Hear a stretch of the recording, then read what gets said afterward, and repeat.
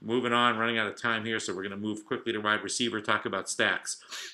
So I am going to stack Dez Bryant with Dak Prescott, one time, one lineup.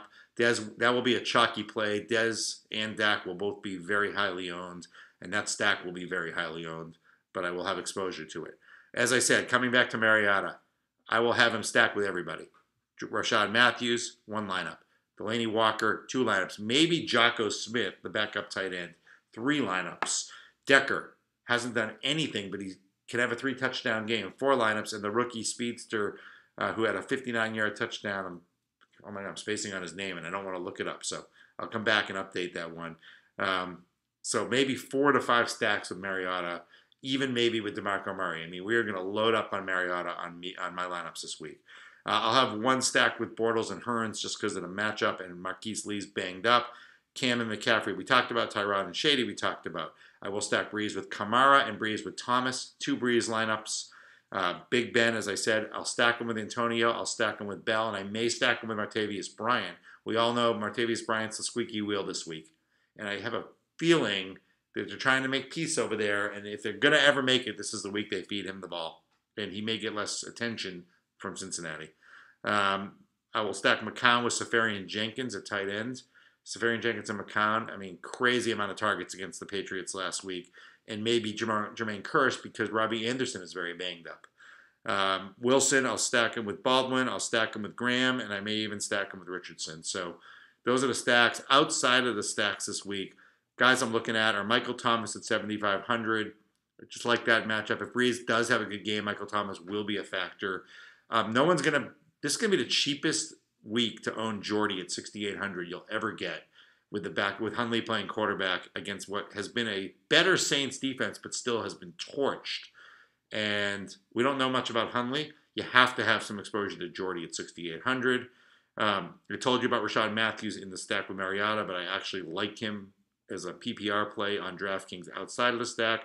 Like Robert Woods. Robert Woods is in a phenomenal matchup, and he has been quietly targeted as much as anyone on the Rams. Sammy Watkins is going to have Patrick Peterson problems, and Robert Woods is matching up against the 32nd ranked wide receiver 2 defense in the league and getting the targets there. Love him at 4,000. And who do I have here?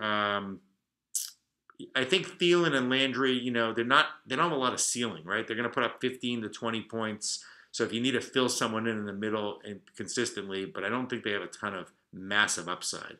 They're not going to get 30 points, or very rarely. And then I think that's it. I'm going to come back. I had one more thought. Jump on to tight ends for a minute. So tight ends, Kyle Rudolph, love him, $3,900. Green Bay, Minnesota is playing. I'm confused here. Apologize. Baltimore, 32nd against the tight end. Diggs injured. This is a Kyle Rudolph kind of 2-touchdown game. I told you I like Delaney Walker, but he's the most expensive tight end, so I'll stack him once with Mariota. But Jocko Smith getting plenty of snaps, big play potential, 2,600. He's a good punt play if you want to save a lot of money and stack up in running back. You could go with Jocko Smith at tight end at 2,600. Hunter Henry, 2 weeks in a row of double digits against the 30th ranked tight end defense, but it's Denver, right? So Denver's going to be angry after their loss. I worry about that a little bit, even though they tend to give up the middle of the field. That one worries me. I'll probably stay off that one more than the others. Jimmy Graham, Giants have given up a tight end touchdown every single week of the season. Jimmy Graham is now 3 weeks of double digits in a row. So as I said, we'll have some exposure to Graham and to a Wilson Graham stack. Everybody's going to be off George Kittle for the Niners, but 29th Dallas is against the tight end. Okay, 29th, and he's $3,600. His popularity was off the charts last week and probably fades this week. So he's a sneaky play. Safarian Jenkins in a stack with McCown, as I said, but he's expensive at $5,000. So not enough upside there except for in the stack. And Cameron Brate, we don't know if Winston's going to play. Brate's been absolutely 4 weeks of double digits in a row, 4 weeks of touchdowns, $4,700. So you can think about that, but I think I like Rudolph Graham better in that case. Defense, Everyone's going to be all over the Jags. I think the Colts have a good game this week. I love Jacoby Brissett and the way he's playing.